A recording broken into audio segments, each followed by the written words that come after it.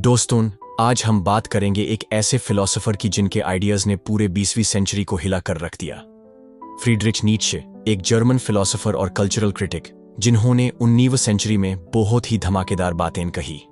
उन्होंने traditional morality और religion को खूल के क्रिटिसाइज किया और कुछ ऐसे कंसेप्ट्स दिए जो आज भी लोगों को कंफ्यूज भी करते हैं और इंस्पायर भी। नीत्शे 1844 में पैदा हुए थे और 1900 में उनकी डेथ हुई। सिर्फ 24 साल की उम्र में वो बासल यूनिवर्सिटी में प्रोफेसर बन गए थे। इतने यंग और इतने ब्रिलियंट। उनकी लाइफ में हेल्थ प्रॉब्लम्स हमेशा रही, माइग्रेन, डिप्रेशन, और 1889 में तो उनका मेंटल ब्रेकडाउन भी हो गया था। लेकिन इन सब के बीच उन्होंने कुछ जबरदस्त किताबें लिखी। Thus spoke Zarathustra, beyond good and evil, the gay science, twilight of the idols, etcetera. अब आप सोच रहे होंगे, आखिर नीत्शे इतने मशहूर क्यों हैं? उनके कुछ फेमस कोट्स आपने जरूर सुने होंगे, जैसे गॉड इज डेड या what does not kill me makes me stronger.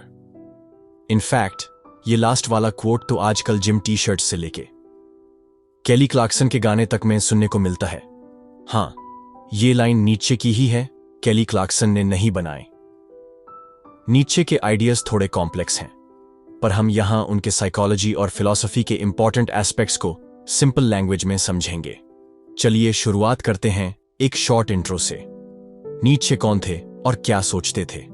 Nietzsche एक ऐसे थिंकर थे जो लाइफ के बारे में, मोरालिटी के बारे में और हम इंसानों की साइकोलॉजी के बारे में नए तरीके से सोचते थे।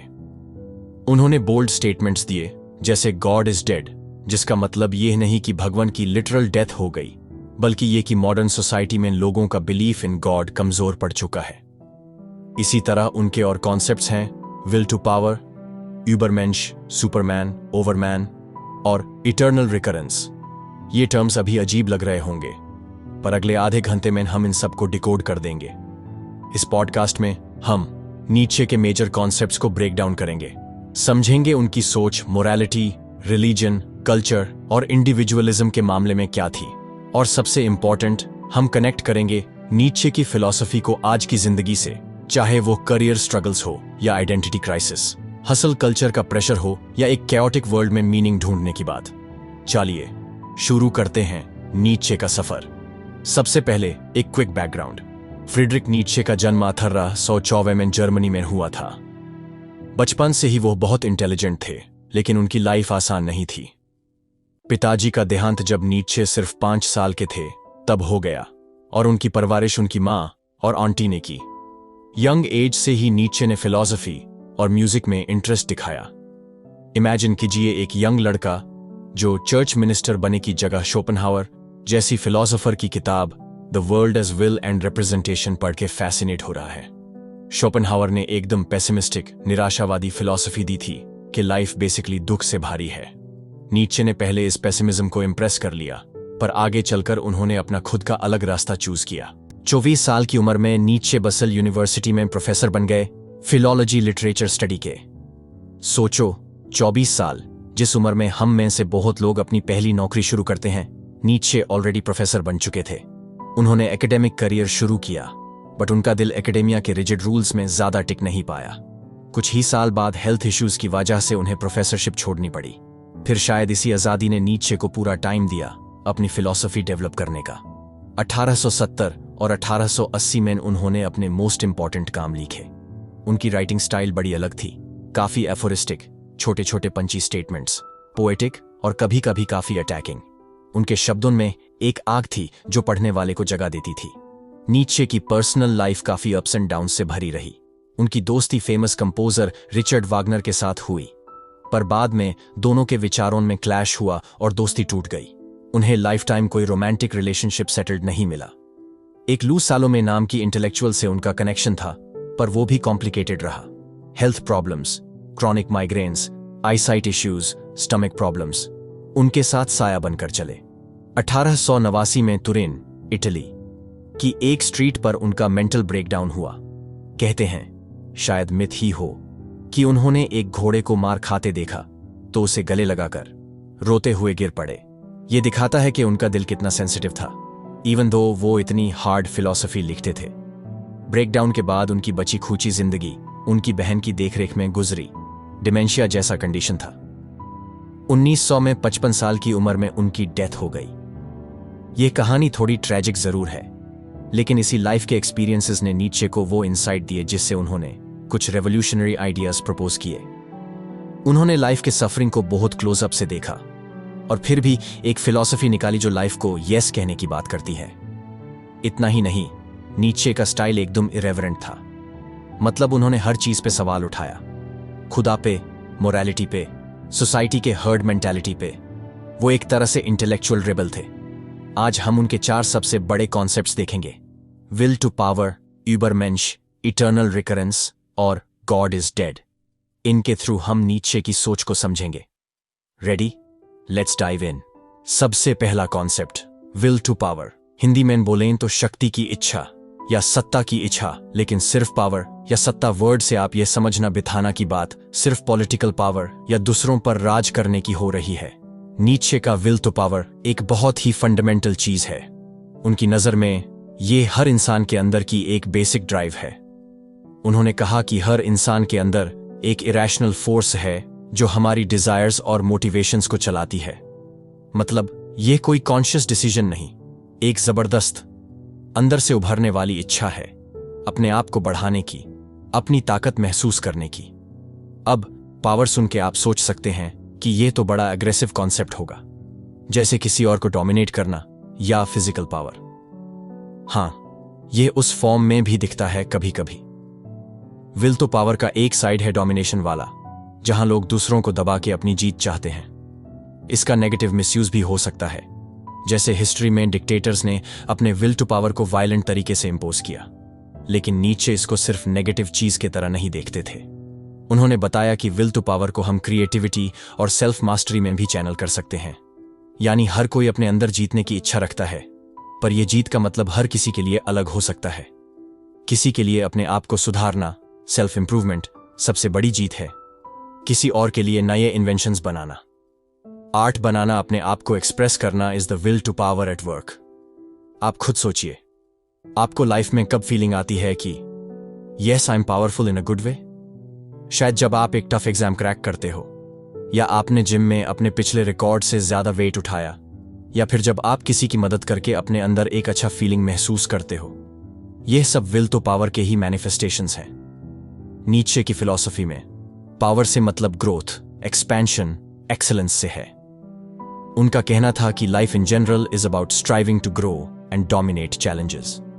वो कहते हैं कि प्रकृति में हर ऑर्गेनिज्म में ये विल टू पावर होती है। एक पेड़ भी अपनी जगह बनाने के लिए बढ़ता है, सूरज की रोशनी के लिए फाइट करता है। इंसान भी अपने आसपास के एनवायरनमेंट को कंट्रोल या अडेप्ट करने की कोशिश में लगा रहता है, अपने आप को भी कंट्रोल करने की कोशिश करता है। नीचे ने एक और फिलोसोफर शोपेनहावर को रिस्पॉन्ड करते हुए ये आइडिया डेवलप किया। शोपेनहावर ने बोला था, विल टू लाइफ मतलब जिंदा रहने की इच्छा सबसे बड़ी चीज है। नीचे ने कहा, नहीं यार, सिर्फ जिंदा रहने से थोड़ी ना बात बनती है। हमारा असलियत में जो ड्राइव है वो है पावर की इच्छा। उन्होंने कहा, हम सब जीव जंतु पावर बढ़ाने की कोशिश में लगे रहते हैं, चाहे क्रिएटिव पावर हो, फिजिकल, मेंटल, फाइनेंशियल, कोई भी। ये विल तो पावर ही एक तरह से लाइफ को मीनिंग देती है। क्योंकि अगर आप सोचो, जब आप अपने किसी गोल को परस्यू कर रहे हो पैशन के साथ, आपको एक पर्पस फील होता है। नीचे कहते थे कि इस विल टू पावर को अच्छे काम में लगाओ तो सेल्फ मास्टरी आती है, खुद पे जीत, अपने शॉर्टकमिंग्स को पार करके आगे बढ़ना। अगर बुरा है तो ये इच्छा दूसरों को दबाने की फॉर्म भी ले सकती है। इट्स अप टू अस कि हम इस एनर्जी को कैसे इस्तेमाल करते हैं। मॉडर्न लाइफ में विल टू पावर को कैसे देख सकते हैं? बहुत सारे एग्जाम्पल्स हैं। आजकल के स्टार्टअप कल्चर को ही ले लो। एक एंटरप्रेन्योर दिन रात मेहनत करके अपना वेंचर बिल्ड कर रहा है। क्यों? सिर्फ पैसे के लिए? नहीं, उसके पीछे एक इच्छा है कुछ क्रिएट करने की, नई वैल्यू बनाने की, अपने आइडिया को दुनिया पे छोड़ने की। That's will to power in action, creative form में। एक आर्टिस्ट जो सोसाइटी के नॉर्म्स की परवाह किए बिना अपना नया म्यूजिक या पेंटिंग बना रहा है, अपने अंदर के इमोशंस को आर्ट में डाल रहा है। That is also will to power, अपने आप को एक्सप्रेस करने की पावर। इवन हम जब सोशल मीडिया पे अपने आप को अच्छे तरीके से प्रेजेंट करने की कोशिश करते हैं, थोड़ी वैलिडेशन की इच्छा के साथ, somewhere it's that need to feel I matter, I have influence. यहां तक कि एक सिंपल एग्जाम्पल, एक बच्चा जब साइकिल सीखना चाहता है, बार बार गिर के फिर उठता है, उसमें भी विल टू पावर है। जीतने की डिजायर है कि मुझे ये करना है, खुद से करना है। नीचे चाहते थे कि लोग अपने अंदर की इस विल टू पावर को पहचानें और एम्ब्रेस करें। उनका मानना था कि निहिलिज्म, जब लाइफ मीनिंगलेस लगने लगती है, को ओवरकम करने का एक रास्ता है अपने आप को एक ऐसे गोल के लिए कमिट करना जिसमें हमारी विल टू पावर सेटिस्फाई हो। अगर हमारे अंदर ये इच्छा ना हो कुछ भी अचीव करने की, कुछ बनने की, तो लाइफ काफी ठंडी और बेमायने हो जाएगी। एक चीज और जो नीचे एम्फसाइज करते हैं, self overcoming. Will to power का एक बेस्ट यूज ये है कि इंसान खुद को भी ओवरकम करे, अपने वीकनेसेस को, अपने पिछले वर्जन को पीछे छोड़कर आगे बढ़े। हर बार जब आप अपने कंफर्ट जोन के बाहर जाते हो और कुछ नया सीखते हो या अपनी किसी वीकनेस को स्ट्रेंथ में बदलते हो, समझो आप अपने आप को ओवरकम कर रहे हो। यह प्रोसेस कभी खत्म नहीं होता क्योंकि विल टू पावर भी कंटिन्यूअस है, हमेशा और ग्रो करने की इच्छा, आइडियली पॉजिटिव डायरेक्शन में। नीचे ने एक जगह लिखा भी है, what is good, all that heightens the feeling of power, the will to power, power itself in man. उनके लिए अच्छा वही है जो आपको अंदर से पावरफुल बनने का एहसास दे, not in a superficial ego trip way but deep empowerment way. तो अगर आपको अपनी लाइफ में डायरेक्शन चाहिए, नीचे कहते हैं अपने आप से पूछो, मेरे अंदर किस चीज की विल टू पावर स्ट्रॉन्गेस्ट है? क्या चीज मुझे जिंदा महसूस करवाती है, मुझे बढ़ने का एहसास देती है? For some it could be art, for some science, for some social work, for some business, for some spiritual quest. Find that drive and ride it. हाँ, एक कॉशन भी देते हैं नीचे। वो कहते हैं अगर आपकी विल टू पावर खुद में बहुत कमजोर है ना, तो आप दूसरों के हर्ड में गुम हो जाओगे। सोसाइटी आपको अपने मॉरल्स और रूल्स से चलाने की कोशिश करेगी। आगे जाके हम हर्ड मेंटालिटी और यूबरमेंशमेंट देखेंगे, but basically will to power का मतलब ये भी है कि अपनी लाइफ की स्टीयरिंग खुद लो। Overcome complacency and weakness and strive for greatness. अपने हिसाब से जो ग्रेटनेस है उसमें। मॉडर्न हसल कल्चर को एक एंगल से देखा जाए तो कुछ लोग कहते हैं ये टॉक्सिक है, 24 घंटे काम, बर्नआउट एटसेट्रा। नीचे शायद कहते कि हसल में प्रॉब्लम नहीं है, पर हसल किस लिए कर रहे हो ये सोचो।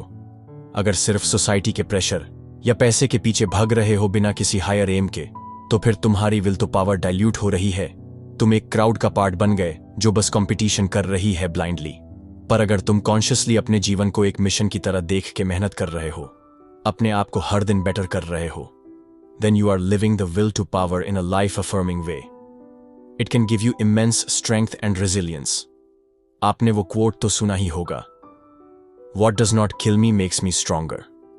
नीचे ने ये लाइन लिखी थी ट्वाइलाइट ऑफ द आइडल्स में। उनका कहना था कि जिंदगी की जो हार्डशिप हमें खत्म नहीं करती, वो हमें और मजबूत बना देती है। ये डायरेक्टली विल टू पावर से जुड़ा है, क्योंकि जब हम दुख, पेन, फेलियर्स को एंड्योर करके उनको ओवरकम करते हैं, हमारी जो पावर फील होती है, जो ग्रोथ होती है, उससे हम एक लेवल अप हो जाते हैं। नीचे ने खुद अपनी लाइफ में इसको फील किया। उनकी खराब सेहत ने उन्हें और रेजिलिएंट बनाया। उन्होंने लिखा था कि कैसे बीमारी के दौरान उन्होंने अपने जीने की इच्छा को और तेज महसूस किया और अपना पेसिमिज्म तक छोड़ दिया। So if you've been through tough times and survived, नीचे would give you a thumbs up and say, देखा, तुम्हारी विल टू पावर अब और स्ट्रांग है। तो विल टू पावर को हम समराइज करें तो ये नीचे का ह्यूमन मोटिवेशन का एक फंडामेंटल प्रिंसिपल है। हर एक्शन के पीछे कहीं ना कहीं ये ड्राइव है अपनी पावर फील करने की, चाहे खुद को इंप्रूव करके या नई चीजें क्रिएट करके या कभी कभी गलत तरीके से दूसरों को दाबा के। नीचे हमें इनकरेज करते हैं कि हम अपने अंदर की इस भूख को पहचानें, उसको डिनाई ना करें, बल्कि इस विल टू पावर को यूज करके अपनी लाइफ को खुद शेप करें। अपने आप को विक्टिमिटिस से बाहर निकाल के बोलो कि I want to achieve something, फिर चाहे छोटा ही गोल क्यों ना हो, लेकिन विलफुल बानो। ये फिलॉसफी बहुत एम्पावरिंग लग सकती है, स्पेशली आज जब कभी हम एग्जिस्टेंशियल क्राइसिस में फांसे महसूस करते हैं। नीचे कहते हैं, अंदर से ड्राइव लाओ और खुद को डिफाइन करो। इस नोट पर चलते हैं नीचे के अगले बड़े कॉन्सेप्ट की तरफ, जो इन्हीं आइडियाज को एक नेक्स्ट लेवल पे ले जाता है, और वो है यूबरमेंश, यानी सुपरमैन, ओवरमैन। नीचे का आर्ग्यूएबली सबसे फेमस और सबसे ज्यादा मिसअंडरस्टूड कॉन्सेप्ट है यूबरमेंश। जर्मन वर्ड है जिसका लिटरल ट्रांसलेशन लोग सुपरमैन या ओवरमैन करते हैं, लेकिन ध्यान रहे ये वाला सुपरमैन डीसी कॉमिक्स वाला कपड़े पहने हीरो नहीं है। यूबरमेंश का मतलब है बियॉन्ड मैन, एक ऐसा इंसान जो आज के इंसान से कहीं आगे बढ़ा हुआ है, इवॉल्व्ड है, अपने आप को ट्रांसेंड कर चुका है। नीचे ने सबसे पहले इस कॉन्सेप्ट को अपनी book the spoke Zarathustra, also sprach Zarathustra में इंट्रोड्यूस किया। वहां ज़रथुस्ट्रा, जो एक फिक्शनल प्रॉफिट टाइप कैरेक्टर है, अनाउंस्ड करता है कि man is something that shall be overcome, मतलब man is a bridge not an end. इंसान अभी जैसा है वो एक बीच का स्टेज है, उसको पार करके हमें एक हायर बीइंग तक पहुंचना है। ये हायर बीइंग ही यूबरमेंश है। अब आप सोच रहे होंगे ये थोड़ा साइफाई साउंडिंग आइडिया क्या सिग्निफाई करता है। नीचे का यूबरमेंश कोई बायोलॉजिकल एवोल्यूशन का कॉन्सेप्ट नहीं था। कुछ लोग गलत फहमी से सोचते हैं कि शायद नीचे कोई नई सुपीरियर रेस की बात कर रहे थे, जिसे बाद में नाजीज ने मिसयूज भी किया कॉन्सेप्ट को। सच तो यह है कि यूबरमेंश एक बहुत पर्सनल, स्पिरिचुअल, साइकोलॉजिकल कॉन्सेप्ट है। नीचे कह रहे थे कि सोचो अगर इंसान खुद को पूरी तरह रिइन्वेंट कर सके, अपने सब पुराने वैल्यूज को रीइवैल्यूएट करके नए वैल्यूज क्रिएट कर सके, अपने आप को एक मास्टरपीस की तरह घट सके, तो कैसा होगा। उनके वर्ड्स में Übermensch is someone who is able to completely affirm life, अपनी लाइफ को यस कह सके, हर एक्सपीरियंस को एक्सेप्ट कर सके और यू से एम्ब्रेस कर सके। अपने आप को खुद वैल्यू देने वाला इंसान जो अपने अंदर की पोटेंशियल को फुली रियलाइज कर जाए, यानी एक ऐसा इंसान जो खुद अपने वैल्यूज का क्रिएटर हो, ना कि सोसाइटी के बनाए रूल से बंधा हुआ, न किसी पुरानी किताब या ट्रेडिशन से। वो अपने अंदर एक नई मोरालिटी, नया पर्पस पैदा करेगा। नीचे कहते थे कि क्रिश्चियन मोरालिटी और ट्रेडिशनल वैल्यूज ने इंसान को अब तक बहुत रिस्ट्रिक्ट किया है। उनके हिसाब से बहुत से morals like humility, meekness, self denial, ये स्लेव मोरालिटी की पैदाइश हैं। ये बात हम अभी डिटेल में नहीं गए, पर सीधी सी बात, नीचे फेल्ट कि हमें इनहेरिटेड मॉरल्स को ब्लाइंडली फॉलो नहीं करना चाहिए। क्यों? क्योंकि गॉड इज डेड। जब पुराने हाईएस्ट वैल्यूज टूट गए तो नए वैल्यूज बनाना जरूरी है। Übermensch is the answer to the death of God crisis. जब सब पुराने वैल्यूज कोलैप्स हो रहे हैं, एक यूबरमेंश ही है जो अपने दम पे नए स्टैंडर्ड्स सेट करेगा, नई मीनिंग क्रिएट करेगा लाइफ की। सिंप्लीफाई करूं तो सोचो आपको एक ब्लैंक कैनवस दिया जाए लाइफ का, no rules, no given purpose. अब आपको खुद अपने लाइफ का पर्पस लिखना है, अपनी गुड और बैड की डेफिनेशंस तैयार करनी है, बिना किसी एग्जिस्टिंग फॉर्मूला के। काफी इंटिमिडेटिंग लगता है ना? नीचे बोलते हैं कि ज्यादातर लोग ये नहीं कर पाते, इसलिए वो लास्ट मैन बान के रह जाते हैं। उन्होंने एक कॉन्सेप्ट ऑफ लास्ट मैन भी दिया, जो ऑपोजिट है यूबरमेंश का। एक ऐसा इंसान जो बस कंफर्ट, सेफ्टी और इजी प्लेजर्स में ही खुश है, कोई ग्रेट एस्पिरेशन नहीं, कोई अपनी वैल्यूज नहीं। लास्ट मैन बोले तो मीडियोकर मैस ऑफ पीपल जो सिर्फ टाइम पास कर रहे हैं लाइफ में विदाउट हायर गोल्स। ये हम आज के कंज्यूमरिस्ट, कंफर्ट ड्रिवन लाइफस्टाइल से कंपेयर कर सकते हैं, जहां बहुत लोग बस नेटफ्लिक्स, चिल और रूटीन में जी रहे हैं बिना किसी डीपर ड्राइव के। नीचे को ऐसे लोगों से डर लगता था। उन्हें लगता था अगर ह्यूमैनिटी ऐसे थकेली स्टेज पे आ गई तो क्रिएटिविटी और ग्रेटनेस खत्म हो जाएगी। इसीलिए वो यूबरमेंश का आइडिया देते हैं, तो inspire us to strive for more. Übermensch एक टारगेट की तरह है, एक गोल फॉर ह्यूमैनिटी। उन्होंने लिखा, man is a rope tied between beast and Übermensch, a rope over an abyss. यानी इंसान एक रस्सी की तरह है जो जानवर और यूबरमेंश, सुपर ह्यूमन के बीच में तनी हुई है। हमें उस रस्सी पर चल के उस पार जाना है, खुद को अपने पुराने रूप से आगे इवॉल्व करना है।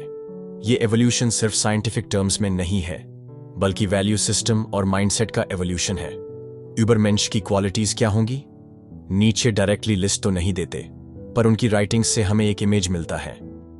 यूबरमेंश लाइफ को पूरी तरह से एक्सेप्ट करता है, इवन सफरिंग को। वो कंप्लेन नहीं करता, अरे लाइफ ऐसी क्यों है, बल्कि कहता है, हाँ लाइफ ऐसी ही है, मैं इसको अमेन सो बी इट कहता हूं। नीचे इसको कहते हैं अमोर फाती, लव ऑफ फेट।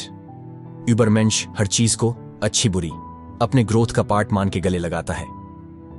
यूबरमेंश खुद अपने मीनिंग का क्रिएटर है। उसे पता है कि गॉड इज डेड वाली दुनिया में मीनिंग खुद बनाना पड़ता है। तो चाहे आर्ट से बनाए, साइंस से, फिलॉसफी से, he will create meaning through creativity और ग्रेट वर्क्स। यूबरमेंश हर्ड मेंटेलिटी से ऊपर उठ चुका है। उसे फर्क नहीं पड़ता कि लोग क्या सोचेंगे। वो भीड़ का हिस्सा नहीं है जो सब एक जैसे सोचते हैं। अपने आप को अलग कर सकता है, इंडिविजुअलिस्टिक है इन द बेस्ट सेंस, अपने दम पर जीता है। यूबरमेंश मोरालिटी को रीइवैल्यूएट करता है। फॉर एग्जाम्पल, अगर पूरा सोसाइटी कहता है कि XYZ चीज पाप है, पर यूबरमेंश को लगता है कि उसमें एक्चुअली ग्रोथ है या लाइफ एफर्मेशन है, तो वो डरेगा नहीं उस वैल्यू को चेंज करने में। नीचे ने इसको बोला ट्रांसवैल्यूएशन ऑफ ऑल वैल्यूज। पुरानी वैल्यूज को उल्टा पलटा करके नई वैल्यूज एस्टैब्लिश करना। ओवरमन अपने आप को एक आर्टवर्क की तरह ट्रीट करता है। नीचे के लिए great individuals are like art.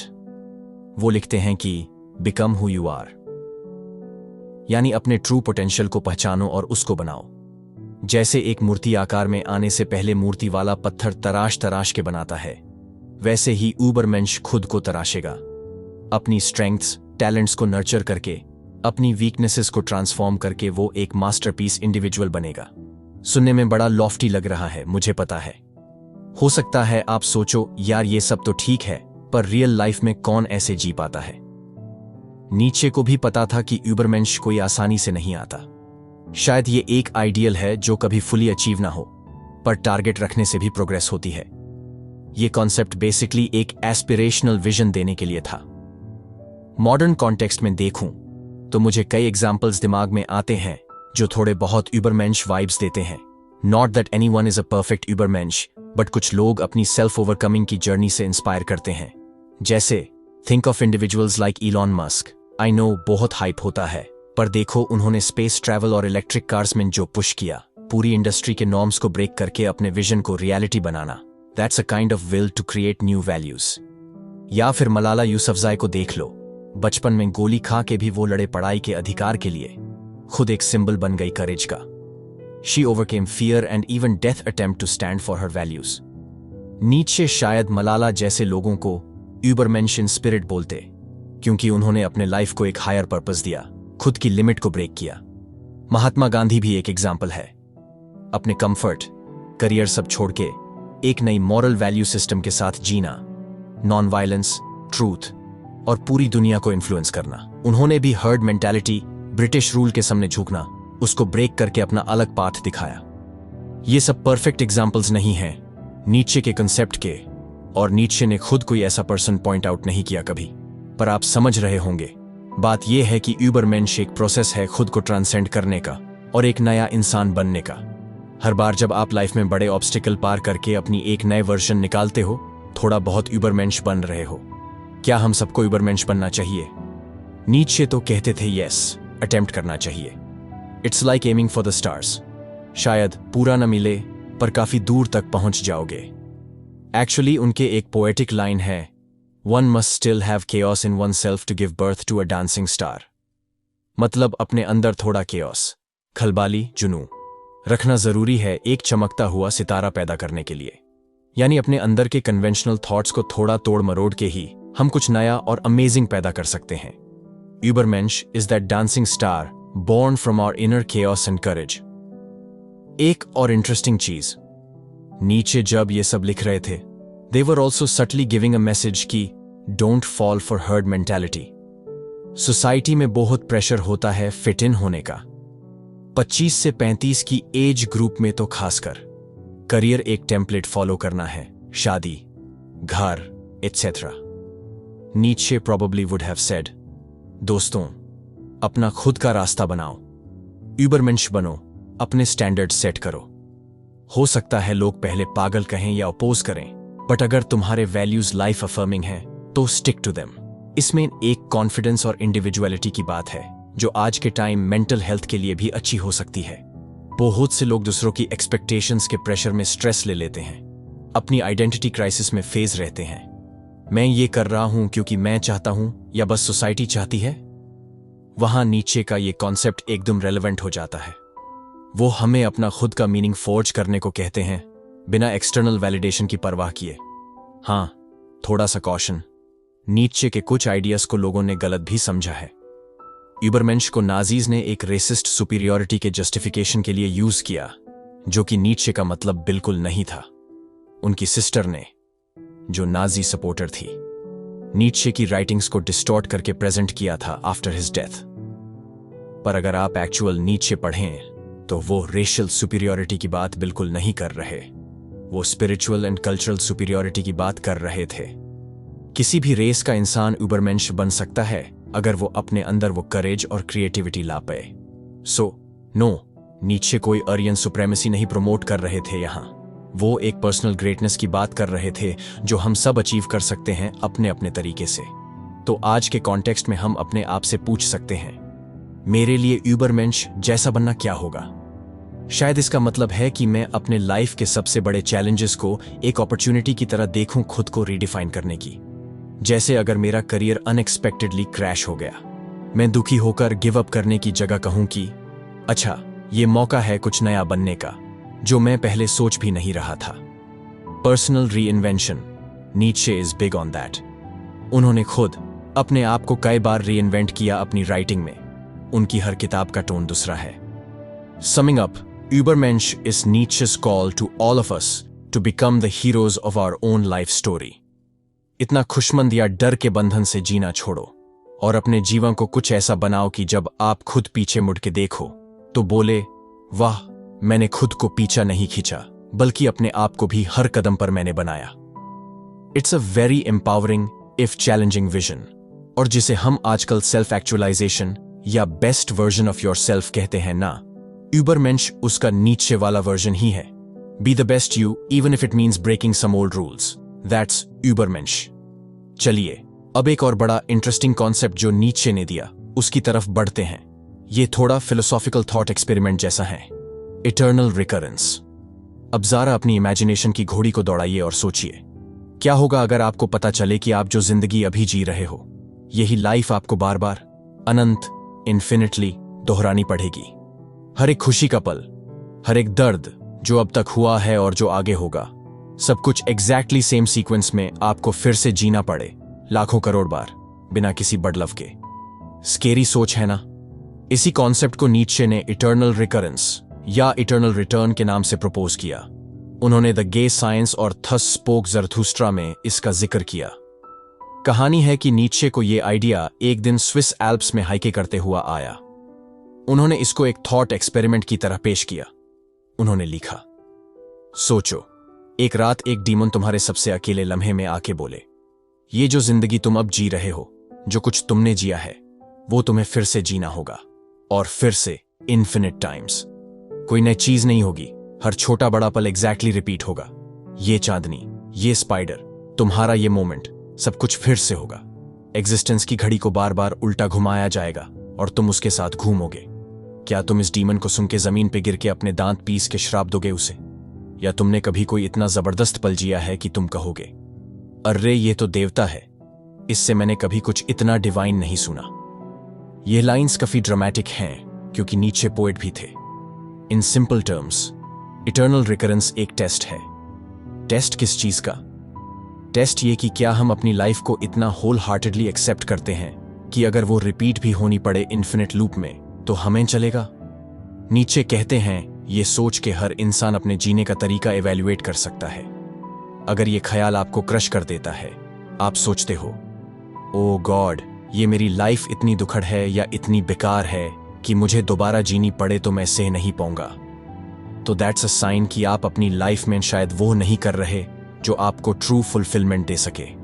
अगर आप सोचते हो, हाँ बहुत मिस्टेक्स हैं, दुख भी है, पर फिर भी मैं दोबारा जी लूंगा क्योंकि मैंने कुछ मीनिंगफुल चीजें की हैं, तो you are closer to life affirmation.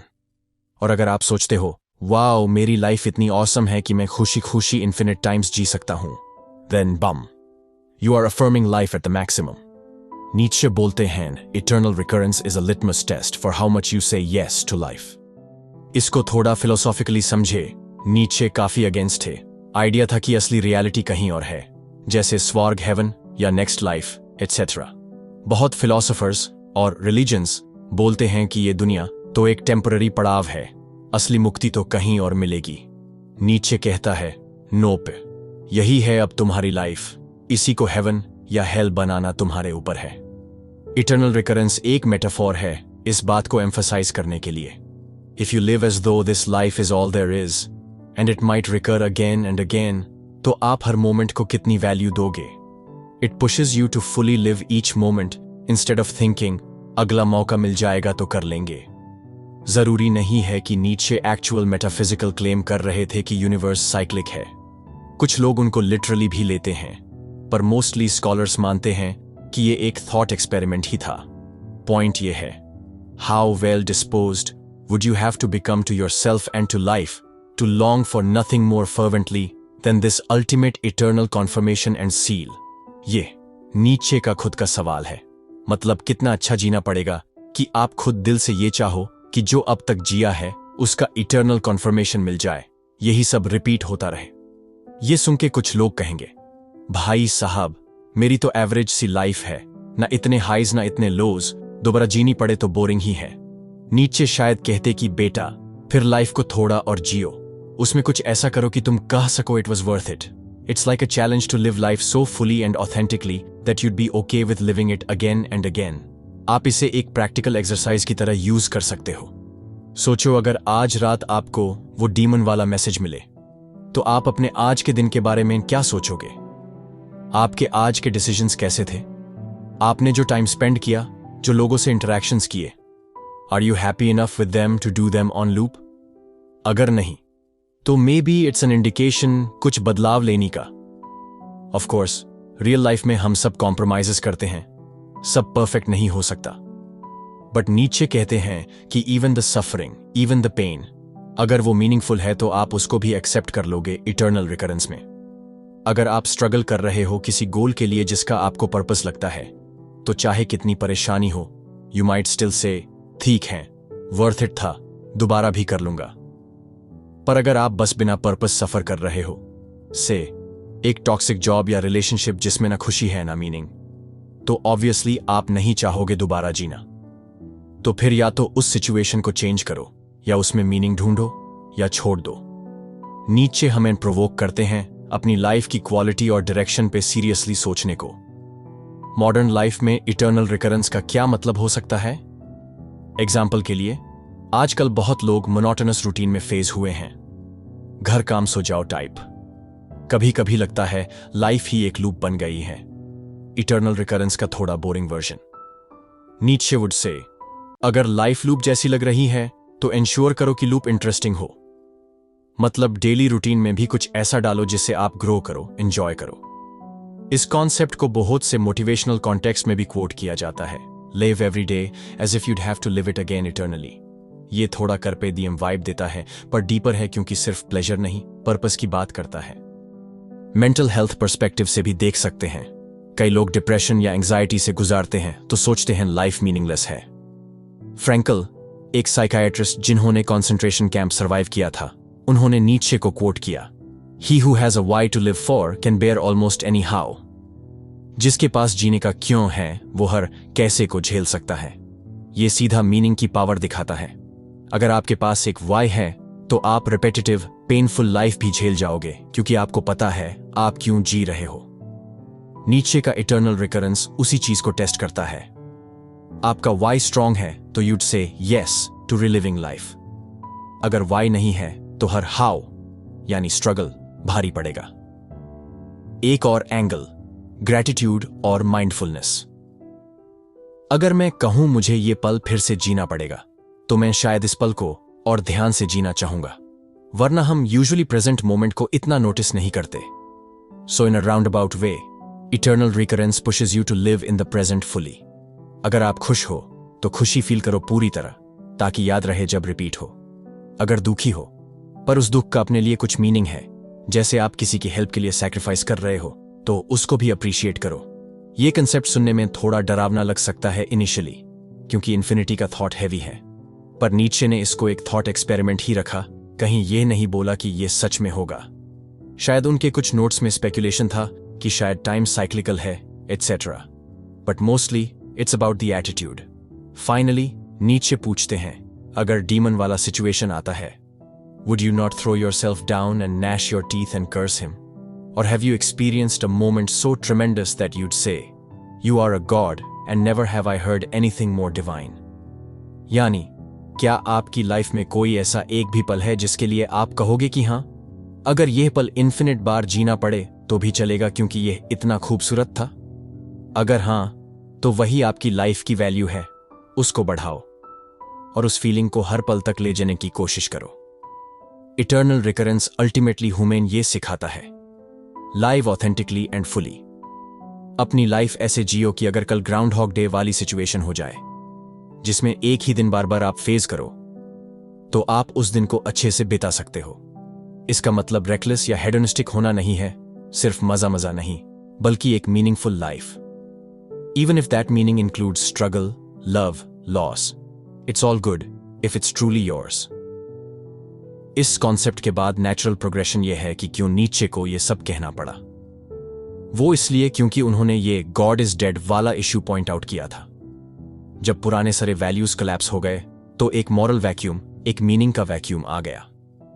Eternal recurrence, यूबरमेंश, ये सब एक तरह के आंसर्स दे उस वैक्यूम को फिल करने के लिए। अब डिटेल से नीचे का सबसे नोटोरियस कॉन्सेप्ट समझते हैं, गॉड इज डेड, खुदा मर चुका है। ये लाइन अगर आप किसी को बोले तो या तो वो डरते हैं या ऑफेंड हो जाते हैं। नीचे ने जब ये लिखा था, God is dead, God remains dead and we have killed him, तभी से लोगों में हंगामा मच गया था।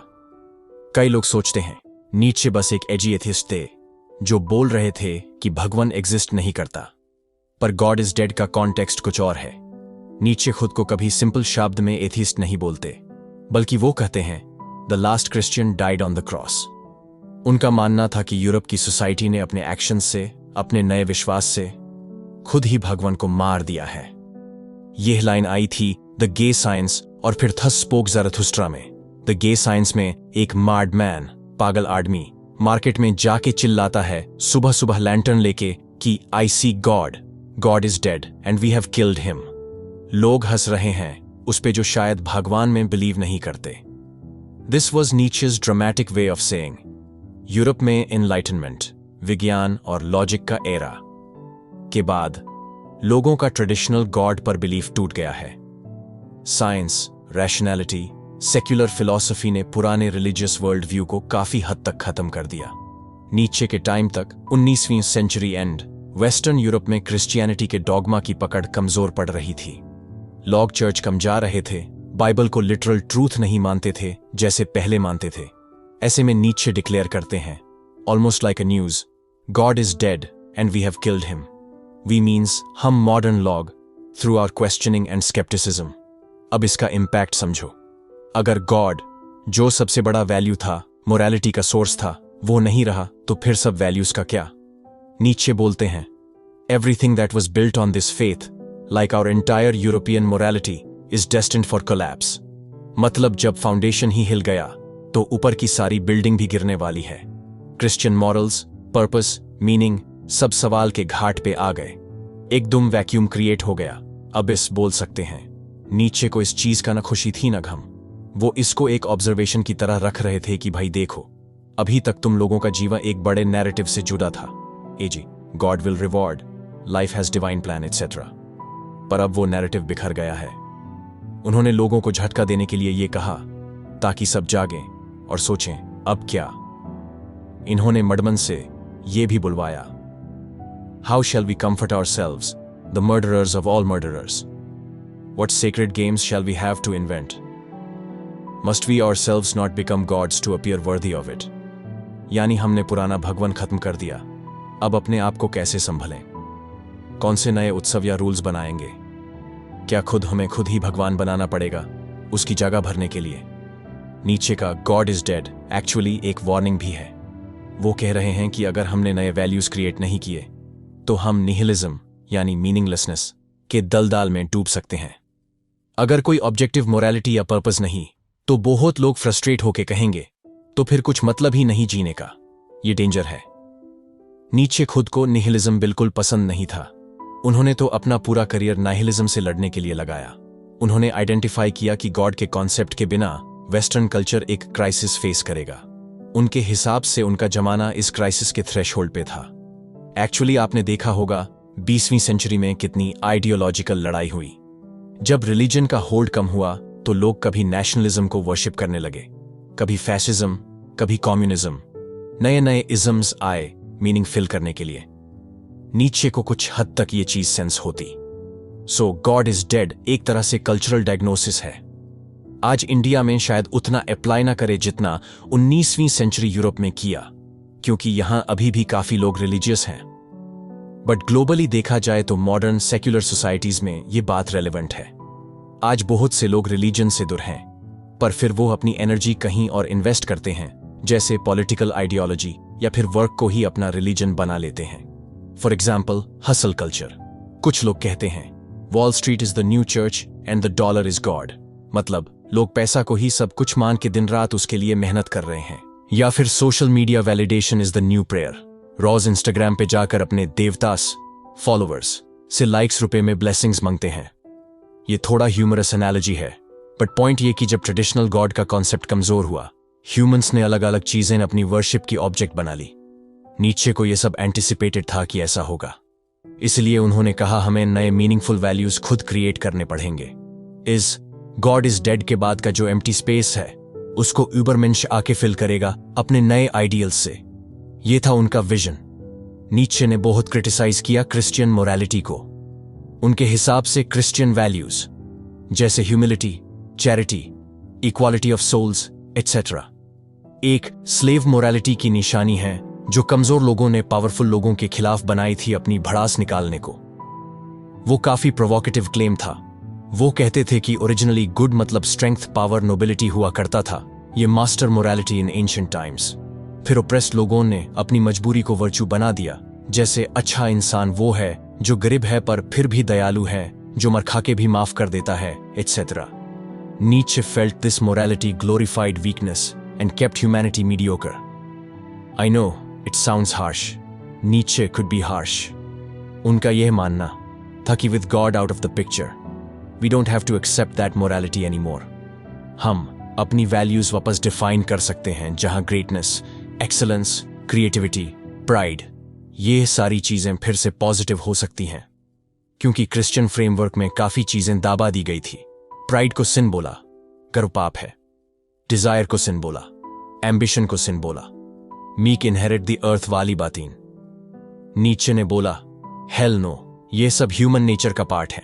इनको रिप्रेस करते करते ह्यूमैनिटी बीमार हो गई है। उन्होंने मॉरल हिपोक्रेसी को भी एक्सपोज किया। जैसे लोग बोलते हैं सबके साथ दया करो पर अंदर ही अंदर एक दूसरे से जेलूसी या रिजेंटमेंट रखते हैं।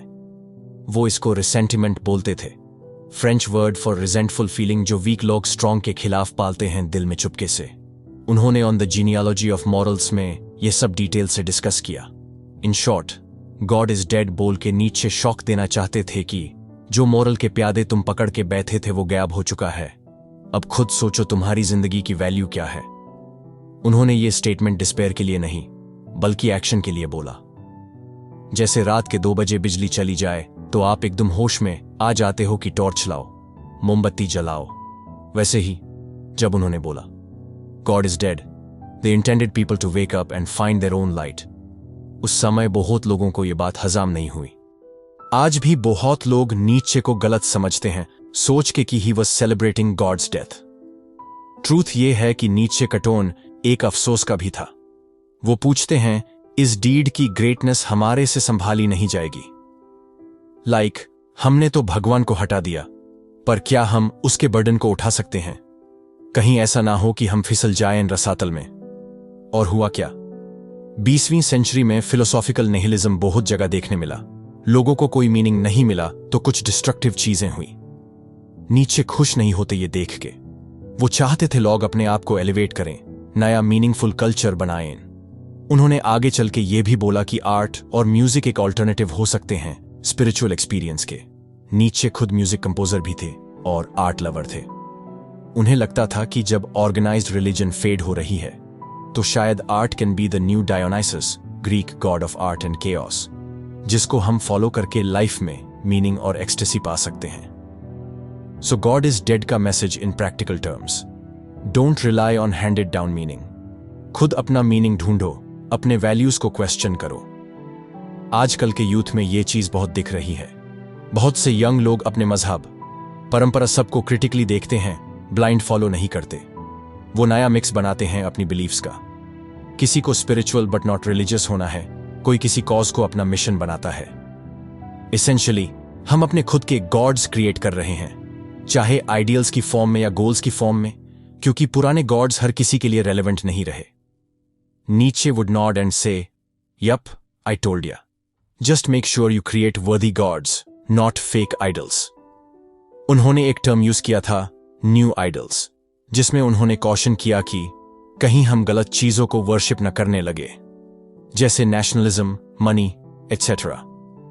इन्होंने खुद जर्मन नेशनलिज्म को क्रिटिसाइज किया, मनी चेस को क्रिटिसाइज किया। एक कंटेम्पररी एग्जाम्पल लें, आप देखो सोशल मीडिया इन्फ्लुएंसर्स को। कुछ लोग लिटरली उनको पूछते हैं, उनके हर बात फॉलो करते हैं। They become Demi gods in a sense. अब अगर इन्फ्लुएंसर सही वैल्यूज प्रमोट कर रहा है, जैसे फिटनेस, नॉलेज या कंपैशन, तो ठीक है। बट अगर बस कंज्यूमरिज्म या सुपरफिशियल चीजें प्रमोट हो रही हैं, तो लोग एक तरह के फॉल्स गॉड क्रिएट कर रहे हैं। नीचे इसे कहते, देखो नया आइडल बन गया, कह के थोड़ा सार्केस्टिकली हेस्ट। नीचे की फिलॉसफी अल्टीमेटली चाहती है कि इंसान दूसरों के बनाए रूल पे ब्लाइंडली न चाले, स्पेशली जब वो रूल आउटडेटेड हो गए हैं। गॉड कॉन्सेप्ट के साथ भी उनका यही था। एक जमाने में रिलीजन ने बहुत मीनिंगफुल रोल प्ले किया, पर अब जब साइंस ने ऑल्टरनेट एक्सप्लेनेशंस दे दिए, तो फेथ का रेलेवेंस चेंज हो गया। तो या तो फेथ को नए अंदाज में लो, बहुत लोग करते हैं, रिलीजन को मेटाफोरिकली या फिलॉसफी की तरह लेते हैं, या फिर एक्सेप्ट करो कि पुरानी स्टोरी खत्म हो गई और नए चैप्टर की शुरुआत तुम्हें खुद लिखनी है। God is dead is like a call to take responsibility for our own lives and values. इसका एक इमोशनल एंगल भी है। बहुत लोगों के लिए गॉड का आइडिया एक कंफर्ट, एक मॉरल सपोर्ट होता है। उसका डिसइंटीग्रेट होना एक ग्रीफ जैसा है। नीचे का मडमन जो चिल्लाता है, वो एक्चुअली रो भी रहा है सोसाइटी के लिए कि हमने अपना सबसे बड़ा कंफर्ट खो दिया, अब हम कहाँ जाएंगे।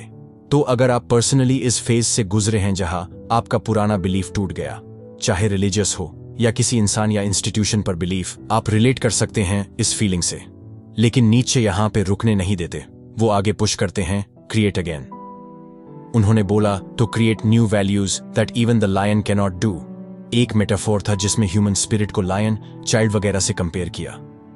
नए वैल्यूज बनाना ही पड़ेगा, क्योंकि खुदा की डेथ के बाद खाली जगह खतरनाक है। तो connect to modern daily life.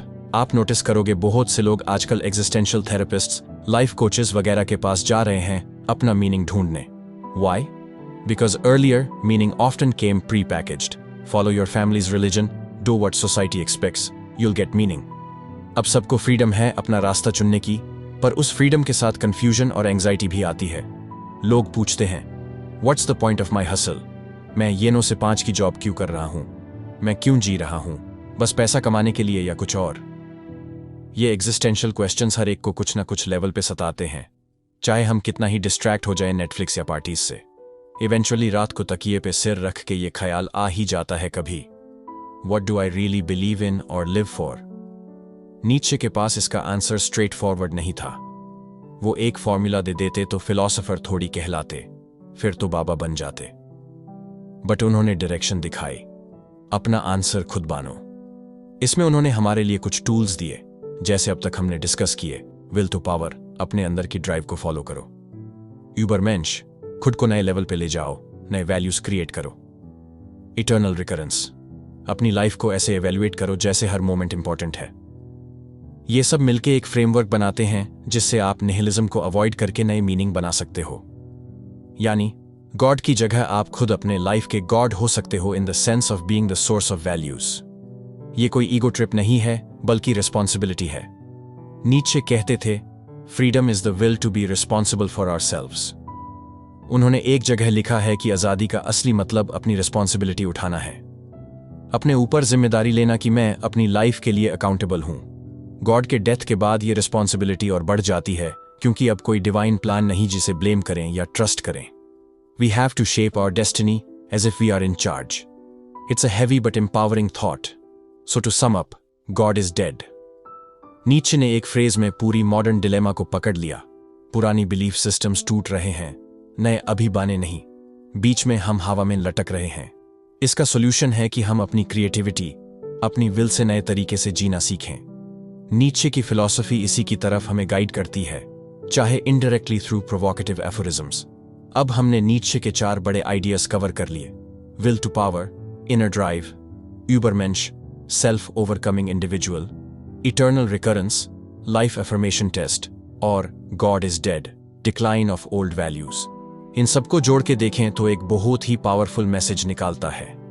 अपनी जिंदगी की डोर अपने हाथ में लो और इतने मजबूत और सच्चे तरीके से जियो कि तुम खुद के लिए मीनिंग क्रिएट कर पाओ और हर एक्सपीरियंस को कह सको, yes, this is my life.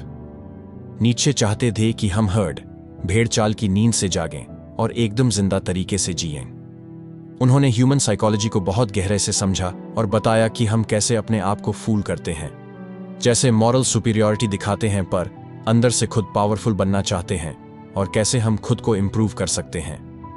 उनकी साइकोलॉजी और फिलॉसफी इंटरकनेक्टेड हैं। वो मोरालिटी की साइकोलॉजी समझते थे कि कैसे ह्यूमन गिल्ट, शेम सिखा के कंट्रोल किया जाता है सोसाइटी में। वो रिलीजन की साइकोलॉजी को डिकोड करते हैं कि इंसान क्यों भगवान बनाता है, अपने डर और आशाओं से। वो कल्चर की साइकोलॉजी पे कमेंट करते हैं कि मैस कल्चर कैसे मीडियोक्रिटी को सेलिब्रेट करता है और इंडिविजुअलिटी को दबा देता है। उन्होंने पर्सपेक्टिविज्म का कॉन्सेप्ट भी दिया कि हर ट्रूथ एक पर्सपेक्टिव से आता है। प्योर ऑब्जेक्टिविटी मुश्किल है क्योंकि हम सबके अपने बायस हैं। इसीलिए नीत्शे बहुत सारी कॉन्ट्रडिक्टरी बातें लिखते दिखते हैं कभी, क्योंकि वो अलग पर्सपेक्टिव से चीजें देख रहे होते हैं। लाइफ उनके लिए कोई सिंपल एक लाइन आंसर नहीं थी। It was an art to be lived. एक चीज जो मुझे पर्सनली नीत्शे से बहुत रेजोनेट करती है वो है इंडिविजुअलिज्म का उनका जाज्बा। आजकल हम मेंटल हेल्थ की बात बहुत करते हैं। एक बड़ा फैक्टर मेंटल हेल्थ में होता है सेंस ऑफ सेल्फ। हमारी आइडेंटिटी अगर सिर्फ दूसरों की एक्सपेक्टेशंस पे बनी है तो कभी ना कभी क्राइसिस आता है, जिसे हम आइडेंटिटी क्राइसिस कहते हैं। 25 से 35 की उम्र में कई लोग ये फेज से गुजर रहे होते हैं। मैं कौन हूं जो काम कर रहा हूं? क्या मैं वैसे ही जीना चाहता हूं? क्या ये करियर, ये रिश्तों का पैटर्न मेरे दिल से अलाइंड है? अगर जवाब ना में हो तो बहुत टेंशन होती है। नीत्शे की philosophy is like a tough love mentor in this situation. वो शायद आपसे कहेंगे, इतना परेशान मत हो, ये तो अच्छा है कि तुम्हें डाउट हुआ, इसका मतलब तुम जाग रहे हो। अब अपने लिए डिसाइड करो तुम क्या वैल्यू करते हो। नीत्शे आपसे ये एक्सपेक्ट करते हैं कि आप अपनी लाइफ को एक प्रोजेक्ट की तरह देखो जिसे आपको मीनिंगफुल बनाना है। इस प्रोसेस में तकलीफ होगी क्योंकि पुराने बिलीफ्स टूटेंगे, नए हैबिट्स बनाने पड़ेंगे, पर that which doesn't kill you makes you stronger. याद है ना? नीत्शे लाइफ को ट्रेजेडी और कॉमेडी का मिक्स मानते थे। उनको एंशिएंट ग्रीक ट्रेजेडी बहुत पसंद थी। उनकी पहली book he the birth of tragedy थी, जिसमें उन्होंने ट्रेजेडी की वैल्यू समझाई थी। वो कहते थे लाइफ का एक ट्रेजिक साइड है, पेन, सफरिंग इनेविटेबल है, पर एक कॉमिक या जॉयफुल साइड भी है, हम उस दर्द में भी डांस कर सकते हैं। उन्होंने ज़राथुस्ट्रा के थ्रू मैसेज दिया, remain faithful to the earth, यानी किसी इमेजिनरी हेवन के सपने में मत जियो, इसी धरती पे अपना हेवन ढूंढो। अपने फिजिकल एग्जिस्टेंस को, अपने इमोशंस को, अपने डिजायर्स को एक्सेप्ट करो और इन्हीं को रिफाइन करके कुछ ऑसम बनाओ। कई लोग नीत्शे को सुन के थोड़ा डर जाते हैं क्योंकि उनकी राइटिंग बहुत इंटेंस है, बट ट्रस्ट मी, उनके आइडियाज आपको अगर समझ आए तो आप एकदम अपने आप को एम्पावर्ड फील करोगे। उनका ज्यादा जोर नेगेटिविटी पे नहीं बल्कि एफर्मेशन पे था। वो नो सेयर से ज्यादा यस सेयर बनना चाहते थे। यस टू लाइफ बोलना उनके लिए सबसे बड़ा वर्च्यू था। इसीलिए उन्हें क्लासिकल म्यूजिक, आर्ट वगैरह इतना पसंद था क्योंकि उसमें एक यस सेइंग एनर्जी है। एक छोटी सी कहानी सुनाता हूं जो नीत्शे के एटीट्यूड को कैप्चर करती है। नीत्शे को लाइफ में बहुत पेन था, माइग्रेन, अकेलापन, रिजेक्शन। फिर भी एक लेटर में उन्होंने लिखा, I want to learn more and more to see as beautiful what is necessary in things, then I shall be one of those who make things beautiful. Amor fati, let that be my love henceforth. Amor fati मतलब love of fate. वो कह रहे हैं कि जो कुछ भी necessary है उसमें खूबसूरती देखना सीखना चाहता हूं। जो लोग हर चीज में खूबसूरती देख सकते हैं वो जिंदगी को सुंदर बना देते हैं। मुझे मेरे तकदीर से प्यार हो जाए, यही मेरा आगे से मकसद है। ये लाइन बड़ा हार्ट टचिंग है क्योंकि एक ऐसा इंसान झेल रहा है दर्द और कह रहा है कि मैं अपने दर्द को भी प्यार करना सीखूंगा, उससे भी कुछ अच्छा निकालना ढूंढूंगा। यही नीत्शे की पॉजिटिविटी है जो सुपरफिशियल नहीं बहुत गहरी है। It's not like be happy ignore pain, it's embrace pain, find joy through it. Modern life के हर एस्पेक्ट पे आप नीचे की नजर से सोच के देख सकते हो। करियर, क्या आप अपने काम में अपनी विल टू पावर को फील करते हो, या बस रूट में फेज हो? अगर फेज हो तो क्या उसमें भी कोई मीनिंग ढूंढ सकते हो, या कुछ रिस्क लेके अपनी पैशन परस्यू कर सकते हो? सोशल मीडिया, आप हर्ड मेंटालिटी से चल रहे हो, फॉलोअर्स के नंबर्स ही सेल्फ वर्थ बन गया है, या अपना कुछ ओरिजिनल कंट्रीब्यूट करने की कोशिश कर रहे हो प्लेटफॉर्म पे?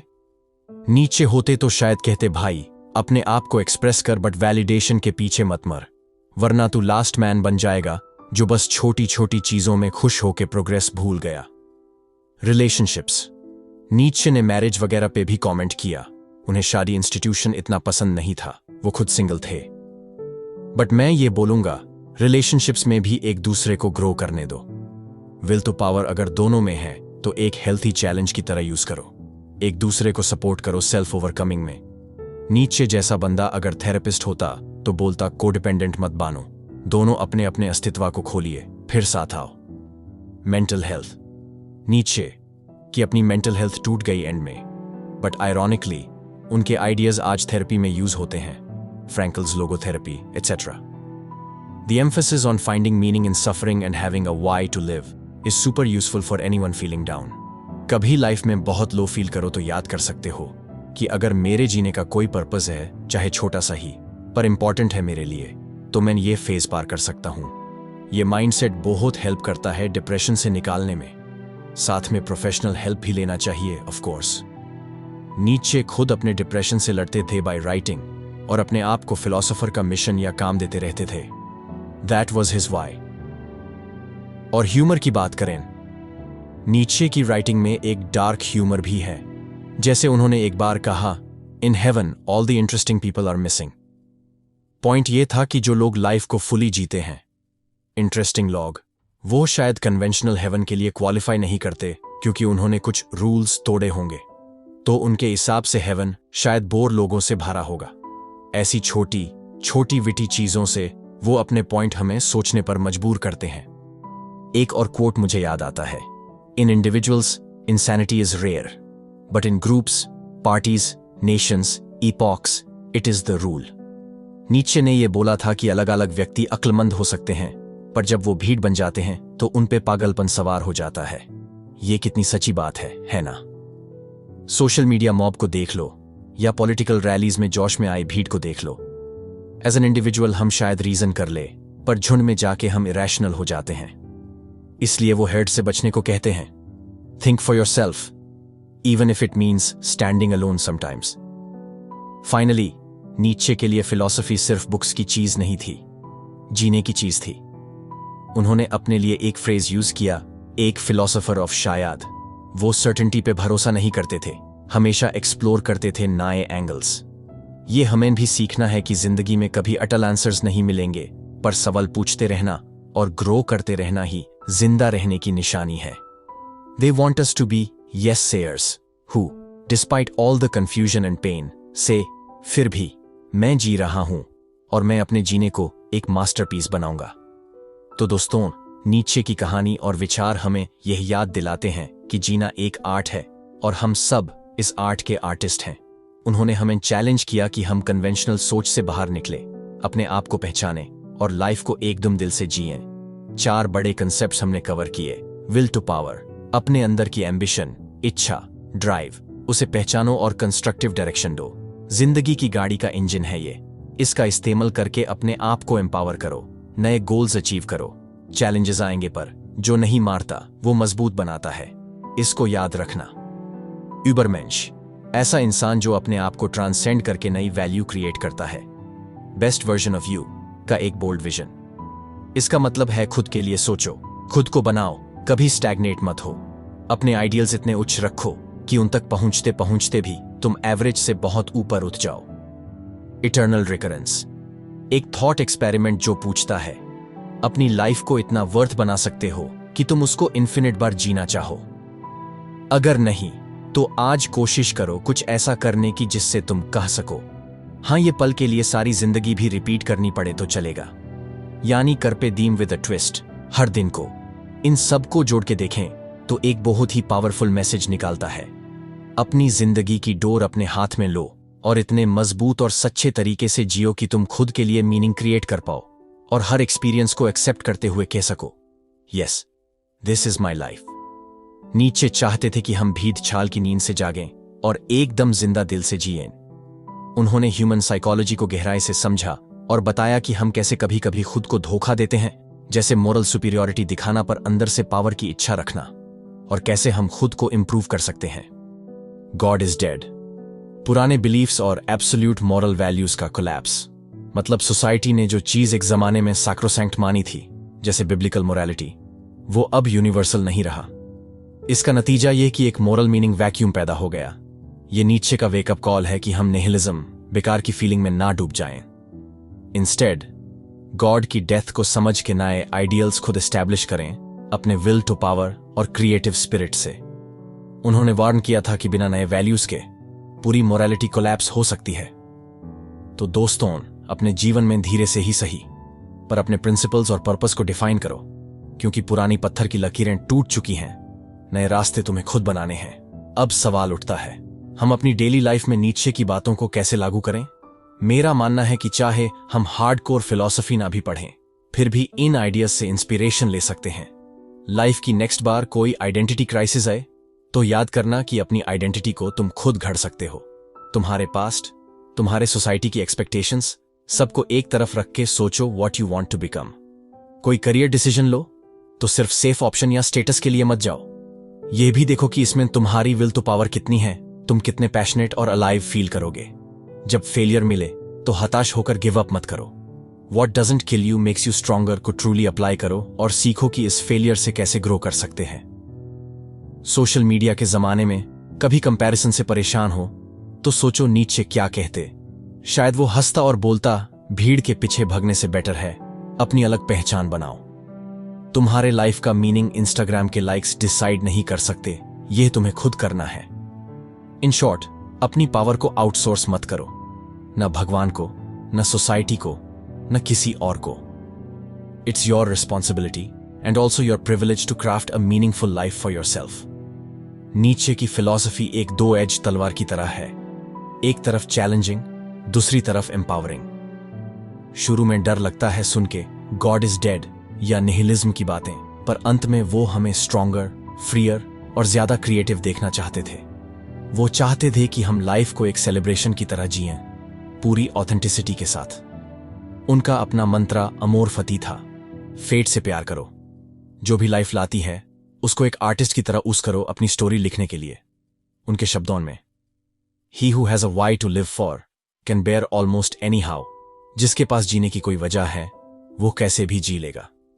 नीचे हमें अपना वाई ढूंढने को बोलते हैं। जब वो मिल जाए, चाहे अपने करियर में कोई मिशन हो, फैमिली को अपलिफ्ट करना हो, आर्ट क्रिएट करना हो या दुनिया में जस्टिस लानी हो, फिर तुम हर मुश्किल को पार कर लोगे। उम्मीद है इस पॉडकास्ट जर्नी में आपको फ्रीडरिच नीत्शे के साइकोलॉजी और फिलॉसफी के कुछ रंग देखने को मिले होंगे। हो सकता है कुछ चीजें आप अभी भी फुली अग्री ना करें। नीत्शे से डिसएग्रीमेंट होना लाजमी है, उनका काम ही प्रोवोक करना था। लेकिन अगर आपने इतना सुन लिया तो डेफिनेटली आपके दिमाग में कुछ नए विचार घूम रहे होंगे। शायद आप सोच रहे होंगे कि हाँ यार, मैं अपनी लाइफ में थोड़ा और डेयरिंग और ऑथेंटिक हो सकता हूं या अपनी वैल्यूज को रिविजिट करूं। अगर ऐसा है तो अपना एम पूरा हो गया। चलते चलते नीत्शे की एक और लाइन याद आ रही है, one must still have chaos in oneself to give birth to a dancing star। यानी अपने अंदर थोड़ी हलचल रखो, तभी एक डांसिंग स्टार, किसी खूबसूरत चीज को जन्म दे सकते हो। तो थोड़ी क्रेजी एनर्जी अपने अंदर बनाए रखो। सब कुछ बिल्कुल परफेक्ट और सेफ मत रखो, क्योंकि वही chaos से क्रिएटिविटी निकलेगी, नए आइडियाज निकलेंगे और एक जिंदा दिल जिंदगी मिलेगी। आज के एपिसोड के लिए बस इतना ही दोस्तों। नीत्शे के नजरियों का ये सफर हम यहीं खत्म करते हैं। मुझे पूरी उम्मीद है कि आपको मजा भी आया होगा और कुछ नया सीखने को भी मिला होगा। अगर आपको ये पसंद आया तो अपने दोस्तों के साथ शेयर करना ना भूलें। क्या पता उनकी लाइफ की विल टू पावर को भी थोड़ा फ्यूल मिल जाए। अगले एपिसोड में हम किसी और इंटरेस्टिंग थिंकर या टॉपिक पर बात करेंगे। तब तक के लिए अपना ख्याल रखें, अपने वाई को याद रखें और हाँ कहते रहिए जिंदगी को। Keep questioning, keep growing. Thank you for listening. Happy philosophizing.